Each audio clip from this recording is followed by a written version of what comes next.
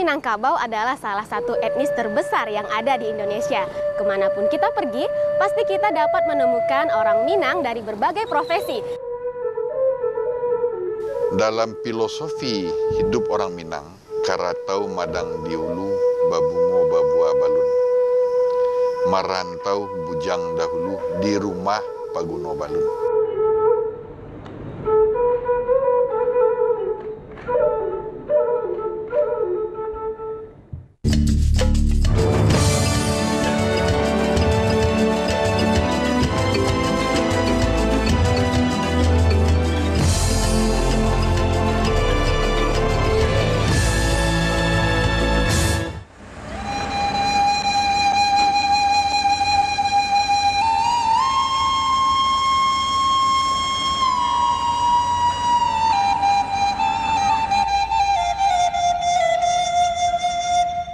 Hai Sadonyo, apa kabar? Kini Denai mau ajak pemirsa ke ranah Minang. Minangkabau adalah satu kelompok masyarakat yang mendiami wilayah pesisir barat bagian tengah Pulau Sumatera dan beribu kota di Padang. Orang Minang adalah salah satu suku di Indonesia yang sangat menjunjung tinggi budaya, adat, dan istiadat dimanapun mereka berada. Masyarakat Minangkabau memegang sebuah filosofi hidup, yaitu takkan benih basa di pasayaman, yang berarti tidak akan tumbuh suatu bangsa jika hanya menetap di kampung halaman. Filosofi ini tumbuh dalam masyarakat dan diwariskan secara turun-temurun sebagai modal untuk memupuk kemandirian.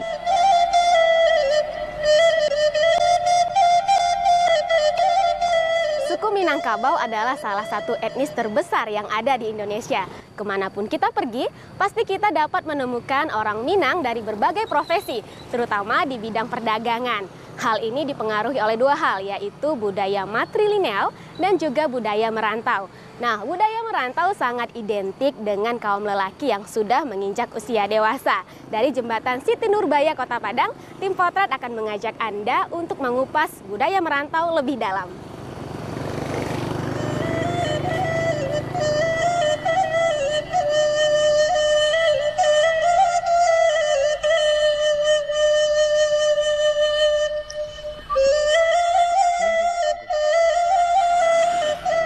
Dari Kota Padang kami melanjutkan perjalanan menuju Kota Batu Sangkar di Kabupaten Tanah Datar. Sebagai kota budaya, daerah ini menjadi pilihan tepat untuk menelusuri sejarah mengenai tradisi merantau masyarakat Minang. Disebut-sebut rumah adat atau rumah gadang mencerminkan budaya yang banyak menjadi inspirasi karya sastra tersebut.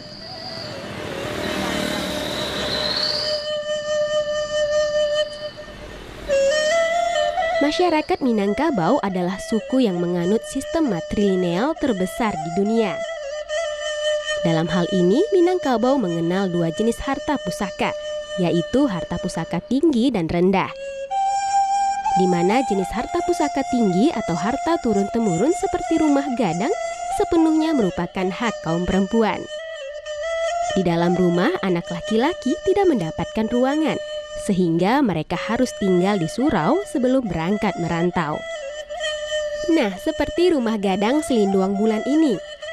Meskipun istana yang didirikan pada tahun 1550 ini bertahtakan seorang raja secara turun-temurun, namun penguasaan dan pengelolaan rumah Bagonjong ini berada sepenuhnya dalam wewenang Bundokanduang. Dalam budaya Minangkabau, keputusan tertinggi berada di tangan Bundokanduang sebagai penerus keturunan. Keberadaan rumah gadang pun dapat dilihat sebagai cerminan dari budaya merantau.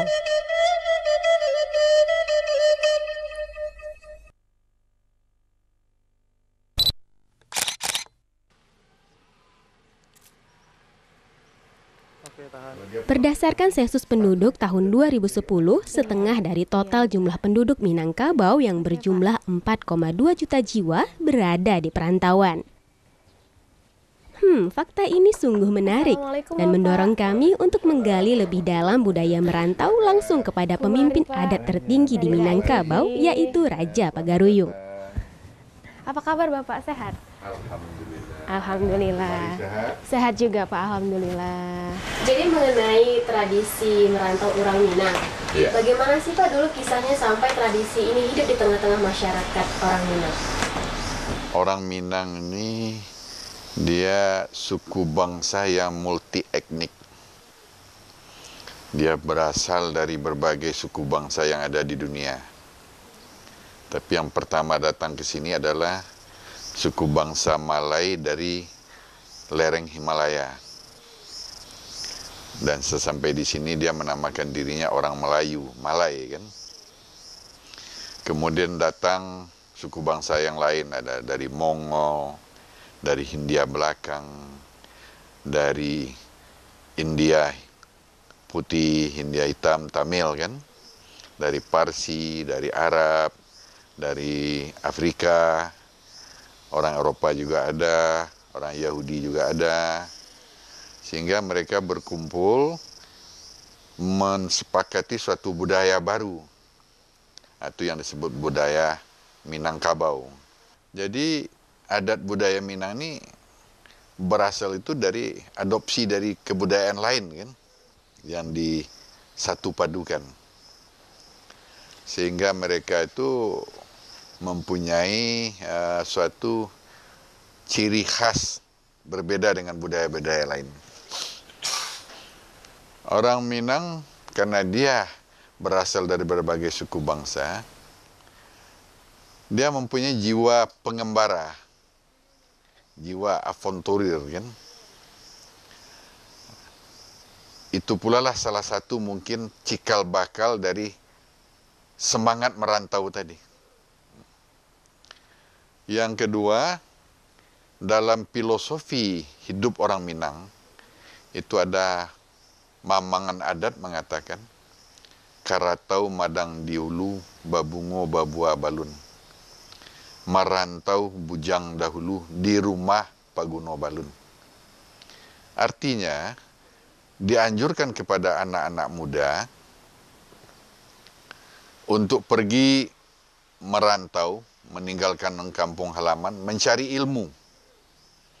Mencari ilmu, mencari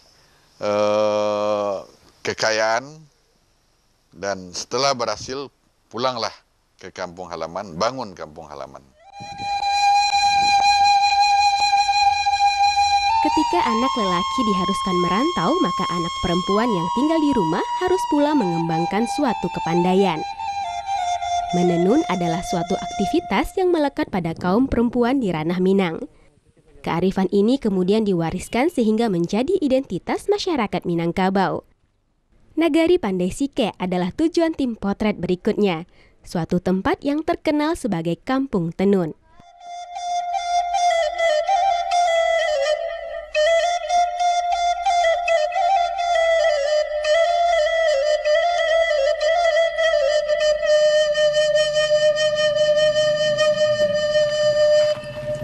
Di nagari ini terdapat sebuah rumah gadang suku Koto Limoparui. Rumah adat berusia 400 tahun ini dimiliki oleh suku Koto yang merupakan salah satu suku tertua di Minangkabau. Kini kondisinya cukup memprihatinkan, padahal sebagai satu-satunya rumah gadang ini menjadi ikon nagari Pandai Sike. Dan seperti rumah lainnya, di rumah gadang ini juga masih berlangsung aktivitas menenun.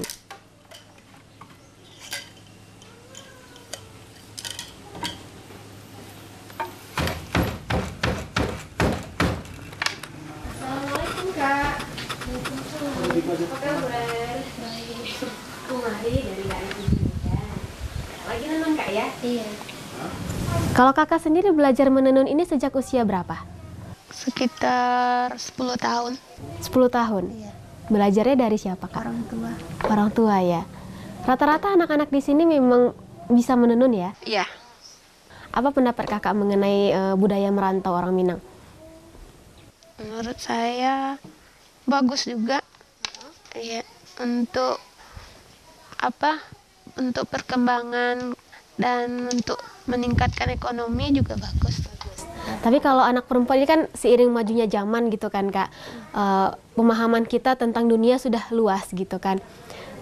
Anak perempuan harus di rumah, anak laki-laki merantau keluar dari rumah. Nah gitu merasa ini nggak, merasa ada dibedakan nggak gitu untuk hak-hak untuk seperti itu? Iyalah.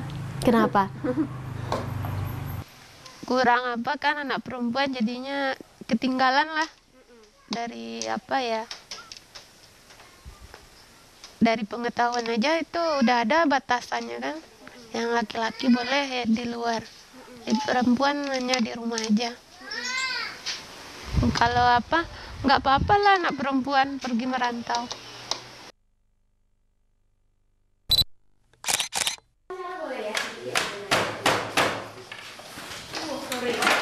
Setiap perempuan di Pandai Sike pastilah tahu cara menenun. Hal ini sesuai dengan ungkapan gadih nan indak tahu joli yang karo, bukanlah gadih Pandai Sike.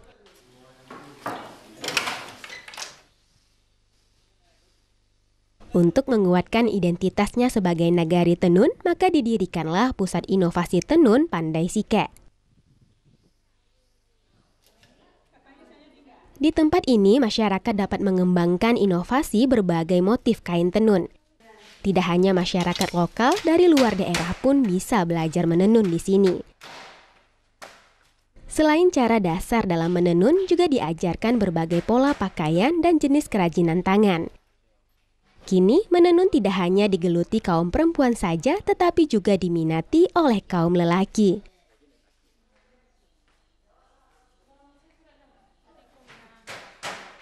Nah, kalau untuk Pusat Inovasi Tenun ini sejak kapan Pak dikembangkan? Sejak tahun 2008. 2008? Iya ya. Itu atas prakarsa masyarakat atau pihak lain? Awalnya dari permintaan masyarakat dengan meminta sebuah pusat pengembangan inovasi melalui orang kabupaten, terus ke orang Kementerian Perindustrian Jakarta untuk didirikan Pusat Inovasi Tenun di Nagari Pandai Sike untuk mengembangkan aset daerah Pandai Sike. Tujuannya itu untuk mengembangkan aset daerah, karena memang sudah ada ya Pak, ya tinggal pengembangannya saja. Iya, cuma kami ingin mengembangkan lagi Bu, ke arah yang lain, kayak fashion, kayak souvenir itu. Programnya apa saja yang ada di sini Pak? Program pelatihan, pencelupan, penghanian, pengklosan, sama instalasi pengolahan limbah. Oh ada ya? Ada, cukup. Dari hulu sampai hilir ada ya? Ada Bu, dari awal prosesnya Bu. Dan tenun ini juga sudah menjadi profesi ya Pak? Sekarang kalau untuk Pandai Sike udah menjadikan profesi untuk anak-anak muda. Nggak kayak dulu lagi Bu. Dulu kaum perempuan yang umumnya. Menenun adalah suatu kegiatan yang tercipta oleh budaya dan tradisi. Helai demi helai benang dijalin sehingga tercipta selembar kain bermotif yang mengandung kisah dan makna filosofi kehidupan masyarakat Minangkabau. Tak hanya sekedar kain, sebuah tenunan melambangkan arti sebuah kegigihan, kesabaran, dan kesetiaan.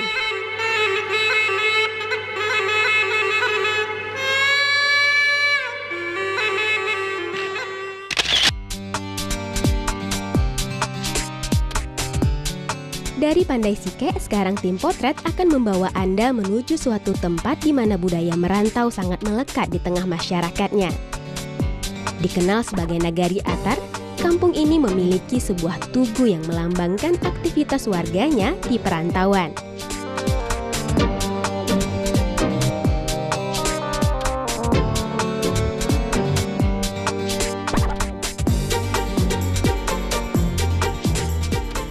Kalau biasanya kita berkunjung ke suatu tempat, maka kita akan menemui tugu yang pada umumnya berbentuk kalau tidak tugu proklamasi atau tugu perjuangan atau ikon yang melambangkan daerah yang bersangkutan.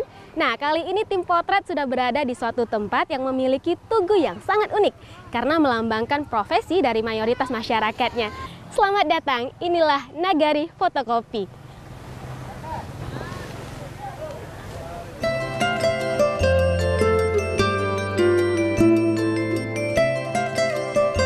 Nagari Atar memiliki topografi yang berbukit-bukit serta berbatu, sehingga sulit untuk mengembangkan perekonomian terutama di bidang pertanian.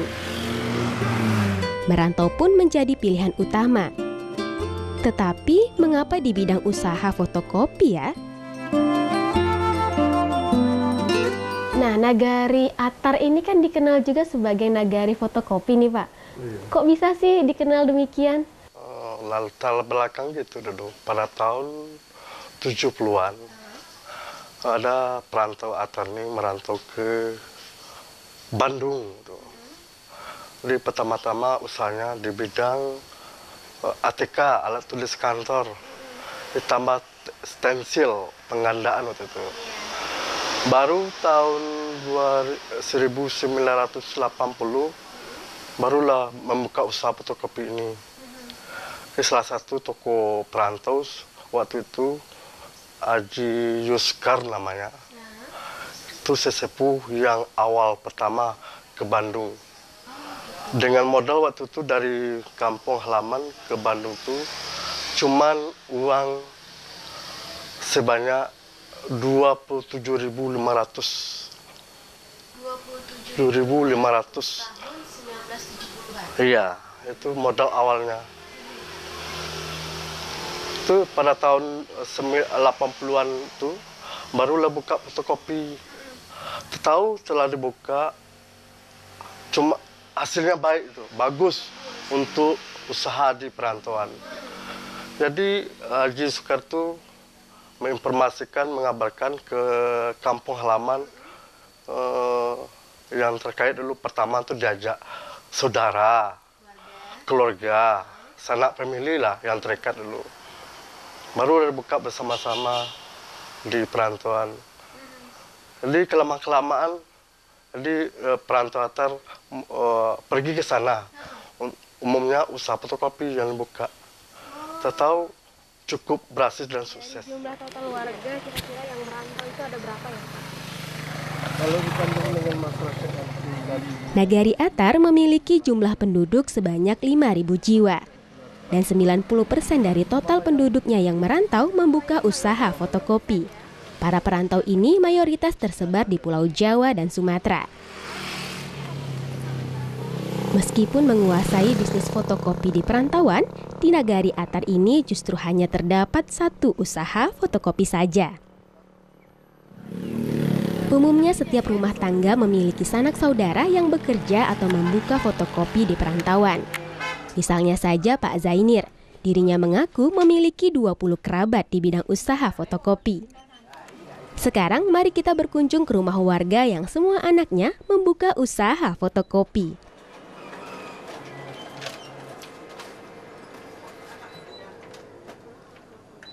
Rata-rata di sini memang tetangganya anaknya merantau semua ya Pak? Iya. Iya, kalau anak Bapak sendiri gimana? Merantau. Merantau semua? Ada berapa anaknya Pak? 3. 3 ya. Merantau kemana aja Pak? Ya, yang 2 itu ke Pulau Jawa.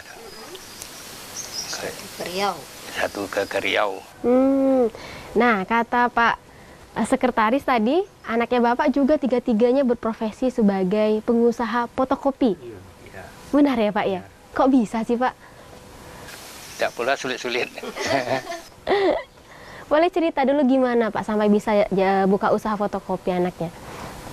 Mula-mula dia sekolah, tamat sekolahnya itu di SMK, bagian bangunan. Dia itu kebetulan bosan kerja-kerja bangunan, dia pergi, adik maknya ini buka usaha fotokopi di Bandung. Itu yang pertama ya? Dia buka fotokopi di Jatinangor. Jadi karyawan.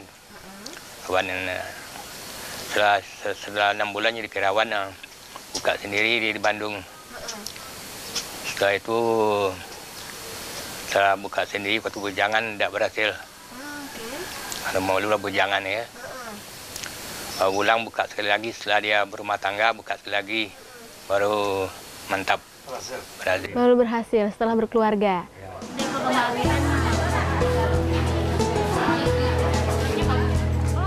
Seperti di daerah lainnya di Minangkabau, peran para perantaunya sangat besar dalam membangun daerahnya.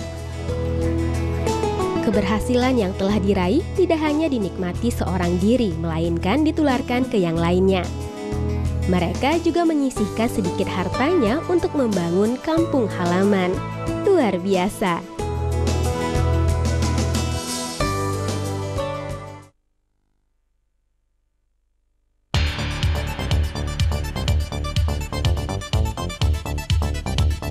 Untuk melengkapi cerita mengenai budaya merantau orang Minang, sekarang kita akan melihat aktivitas perantauan di rantau orang. Berdasarkan informasi yang diberikan oleh Pak Zainir, kami pun melanjutkan perjalanan ke ibu kota Provinsi Sumatera Utara.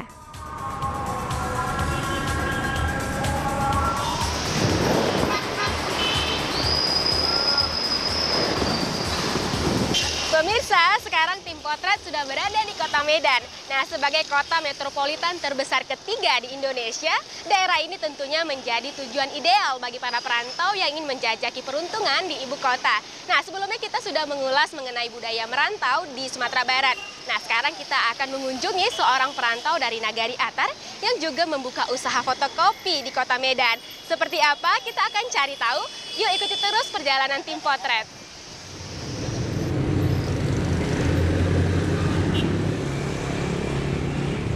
Tujuan kita kali ini tepatnya berada di Jalan Sakti Lubis, Kecamatan Medan Maimun. Toko yang melayani jasa fotokopi dan juga menjual berbagai keperluan alat tulis kantor ini berlokasi di kawasan sekolah dan kampus, sehingga menjadi tempat yang sangat cocok bagi perantau Minangkabau mengembangkan usahanya. Ya. Kalau ibu sendiri nih, sejak kapan ya merantau dari Atar ke Medan? Kalau merantaunya 17 Mei kawin, 2 minggu siap itu baru ke ini, dibawa suami gitu. Ke Medan. Suami juga asli Atar? Asli Atar, dia di Atarnya dekat di bawah Tugu itulah rumahnya. Oh, di bawah Tugu fotokopi itu? Ya, waktu itu belum fotokopi. Dulu dia ngantar-ngantar barang aksesoris ini ke luar kota. Itu pertama siap itu kami nengok mau lebaran kan pergi tempat kawan, fotokopi dia. Tengok fotokopi, oh bagus ya fotokopi. Barangnya nggak kadaluarsa gitu, nggak cepat kadaluarsa. Kerjanya nggak capek, bisa sama-sama kerja gitu. Kalau keluar kota dulu kan suaminya yang kerja, kita di rumah gitu, nggak enak. Nah, jadi kalau ide untuk membuka usaha di fotokopi itu dapatnya dari mana, Bu? Dari family juga. Dari ada keluarga di sini kan buka fotokopi. Nah, itu situlah bagi bertamu sana kan, tengok dia, wasik juga ya fotokopi. Udahlah pindah usaha kita katanya. Kata lakiku kan, suami kan meninggal. 2003. Oh, 2003. Jadi sekarang ibu sendiri yang menjalankan usaha ini? Sama anak-anaknya, anak udah besar kan.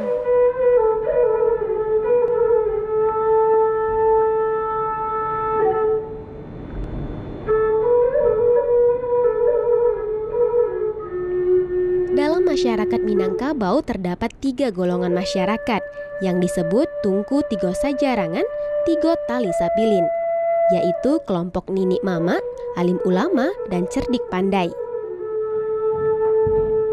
Bagi masyarakat Minangkabau yang tidak termasuk dalam ketiga golongan ini, maka merantau adalah cara untuk meningkatkan status sosial.